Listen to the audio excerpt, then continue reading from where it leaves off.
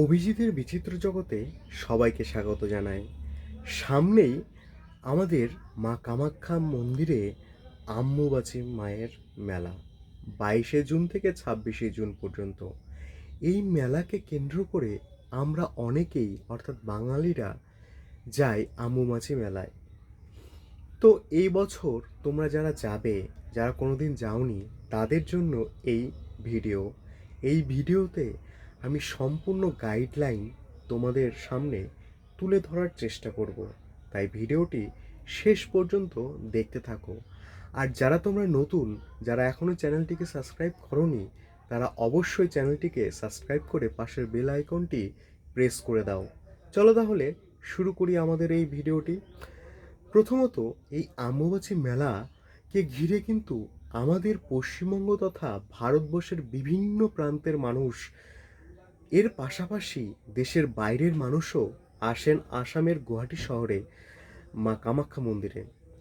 তো প্রতি বছর প্রচুর মানুষের সমাগম হয়। তো এবছরও তো তার ব্যতিক্রম নয়। দিন দিন যাচ্ছে আর মানুষের সমাগম বেড়েই চলেছে।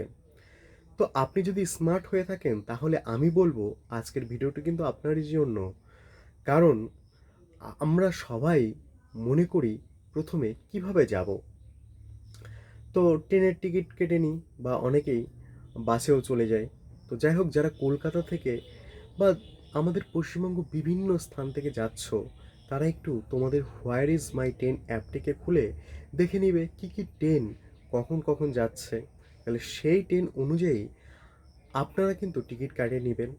আর আমাদের মতো যারা মালদা থেকে যাবে, মানে আমার কাছের স্টেশন তো মালদা, তাই মালদা থেকে তোমরা যারা যাচ্ছ তাদের তোমরা যেতেই পারো ডুবরিগড় এক্সপ্রেসে চেপে, তোমরা যেতে পারো কামাখ্যা এক্সপ্রেসে চেপে। তো এরকম অজস্র ট্রেন রয়েছে। তো তোমাদের ইচ্ছা অনুযায়ী, তোমাদের টাইম টু টেবিল অনুযায়ী তোমরা কিন্তু তোমাদের ট্রেন চুজ করে তোমরা যেতে পারো। ভাড়া যে খুব একটা বেশি সেটাও না, ওই 500 থেকে 700-র মধ্যে ভাড়া। আর বিশেষ করে এই আম্বুবাচীকে মাথায় রেখে আসাম সরকার এবং পশ্চিমবঙ্গ সরকার ট্রেন ভাড়া কিন্তু ফ্রি করে দিয়ে দিয়ে দেয়। তো এবছর হয়তো তাই করবে। তো যেহেতু প্রচুর ভক্তবৃন্দ সেখানে যায়, সেই কথাকে মাথায় রেখেই কিন্তু তারা এই কাজটি করে। তার জন্য আসাম সরকার এবং পশ্চিমবঙ্গ সরকারকে সাধুবাদ জানাই। তো যাই হোক, তোমরা তোমাদের মতো করে চলে গেলে। এইবার প্রশ্ন হচ্ছে, আমরা অনেকেই কামাখ্যা স্টেশনে নেমে কামাখ্যা মন্দিরের আশেপাশে হোটেলগুলোতে থেকে যাই। সেই ক্ষেত্রে একটু খরচা তোমাদের বেশি হয় আর মানুষের রেশও বেশি থাকে। তো তোমরা যদি একটু স্মার্ট হও, তাহলে আমি বলবো তোমরা কামাখ্যা স্টেশনে না নেমে আর একটু পরে, অর্থাৎ গুয়াহাটি শহরে নেমে যাও। গুয়াহাটি থেকে আশেপাশে অর্থাৎ পল্টন বাজারের আশেপাশে যে কোনো হোটেলে তুমি থাকবে খুব কম খরচায়, এবং সেখান থেকে খুব সহজেই তোমরা কিন্তু মা কামাখ্যা মন্দিরে যেতে পারো আম্বুবাচী মেলায় অংশগ্রহণ করতে। সেটি হতে পারে অটো যোগে। অটোতে খুব জোর হলে 30 থেকে 40 টাকা ভাড়া নেয়। আর বাসে যদি তুমি যাও, সেটিতেও মোটামুটি ধরো 20 টাকা ভাড়া নেয়। তো সেই ক্ষেত্রে আরও যদি বলো যে না আমি স্বাচ্ছন্দ্য মতো যাব, তাহলে তুমি উবেরে চেপেও যেতে পারো। উবেরেও বেশিক্ষণ সময় লাগে না, 10 কিলোমিটার রাস্তা। আর আমি কেন বলছি উবেরে যেতে প্রেফার করব, কারণ উবেরে গেলে তুমি যখনই মা কামাখ্যার গেট প্রবেশ করবে, একটা দ্বার রয়েছে প্রায় 5-6 কিলোমিটার আগে। তো সেখান থেকে প্রাকৃতিক সৌন্দর্য, ওহ, কি বলবো তোমাদের, না দেখলে তোমরা বিশ্বাস করবে না। মানে গুয়াহাটি শহরে তোমার গরম লাগবে, যেই তুমি ওই দ্বারটা ক্রস করবে সেই দেখবে যে হালকা হালকা একটা ঠান্ডার আমেজ কাজ করছে, পাহাড়ি মেঘের একটা খেলা চলছে।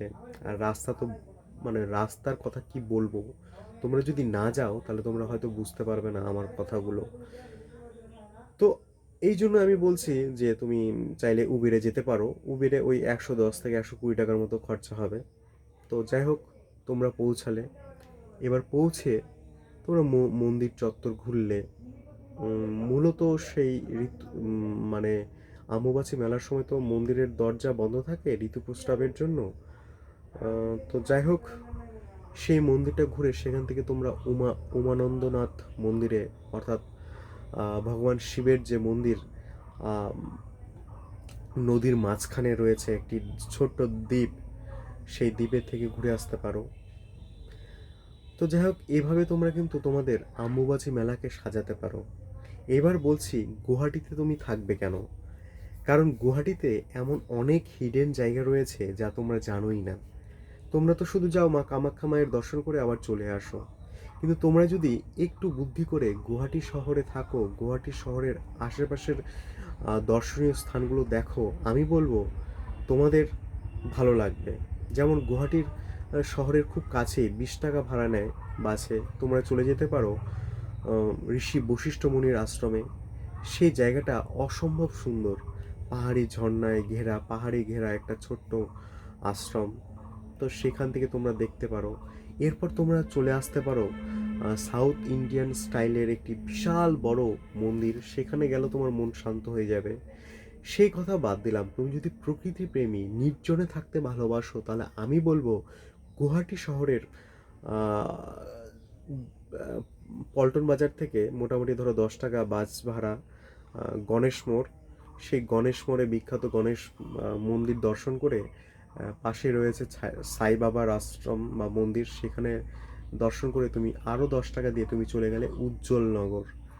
মানে গুয়াহাটি শহরের একটি অসম্ভব পাহাড়ি গ্রাম সৌন্দর্যে ঘেরা উজ্জ্বলনগর। তোমরা চাইলে সেই উজ্জ্বলনগর থেকেও একটি বেলা কাটিয়ে আসতে পারো। কেন বলছি আমি উজ্জ্বলনগরে? কারণ আমি নিজে উজ্জ্বলনগরে 3 দিন ছিলাম। পাহাড়ি একটা ভাইব, গ্রাম্য পরিবেশ, মানে শহরের মাঝে এক টুকরো স্বর্গ বলা যায়। কারণ আমরা পাহাড়ি জীবনযাপন অনেকেই দেখিনি বা দেখার আগ্রহ থাকে। সেই জন্য আমি প্রেফার করছি যে তুমি চাইলে উজ্জ্বলনগরে থাকতে পারো। উজ্জ্বলনগরে দেখার মতো কিন্তু, মানে কি বলবো, পাহাড়ি সৌন্দর্য অসম্ভব সুন্দর। আর পাহাড়ি মানুষদের সঙ্গে থাকতেও তোমাদের ভালো লাগবে। আর সেখানে রয়েছে একটি নামঘর। নামঘর মানে কি আমি প্রথমে জানতাম না। স্থানীয় মানুষদের সঙ্গে কথা বলে তারাই আমাকে প্রেফার করলো যে আচ্ছা, তুমি তো পশ্চিমবঙ্গ থেকে আসছো, তোমাদের ওখানে তো অজস্র মন্দির রয়েছে। তো যাই হোক, তুমি যদি সময় হয় তুমি এই নামঘর থেকে ঘুরে যেতে পারো। তো আমিও কৌতূহল নিয়ে গেলাম এবং তাদের মুখেই প্রথম শুনলাম যে এখানে কোনো দেবদেবীর মূর্তি নেই। তারা শ্রীমদ্ ভগবদ্ গীতাকে বিশ্বাসের সাথে পুজো করে ভগবান রূপে। তো সেই মন্দিরটাও তোমরা ঘুরে আসতে পারো। আর সেখান থেকে গুয়াহাটি শহরকে দেখতে অসম্ভব সুন্দর লাগে। তো তোমরা চাইলে এই অম্বুবাচী মেলাকে মাথায় রেখে এই ছোট্ট প্ল্যানটুকু অ্যাড করতে পারো তোমাদের মধ্যে। আশা করি তোমাদের সময় বেশিক্ষণ লাগবে না। তো যাই হোক, আজকের এই ছোট্ট ট্যুর গাইড প্ল্যান তোমাদের কেমন লাগলো অবশ্যই কমেন্ট করে জানিও। আর আমাদের এই ভিডিওটি যদি তোমাদের ভালো লেগে থাকে তাহলে অবশ্যই চ্যানেলটিকে সাবস্ক্রাইব করে পাশের বেল আইকনটি প্রেস করে দিবে, যাতে আমরা যখনই কোনো নতুন ভিডিও দিই তখনই তোমার কাছে ইনস্ট্যান্ট নোটিফিকেশন চলে যায়। আর এই ভিডিওটি তোমাদের চেনা পরিচিতর মাঝে শেয়ারও করে দিও। ভালো থাকবে, সুস্থ থাকবে, দেখা হবে পরের ভিডিওতে। আর হ্যাঁ বন্ধুরা, তোমরা কে কে এবছর কামাখ্যা মায়ের অম্বুবাচীর বিখ্যাত মেলায় যাচ্ছ তা কমেন্ট করে জানিও কিন্তু। ধন্যবাদ।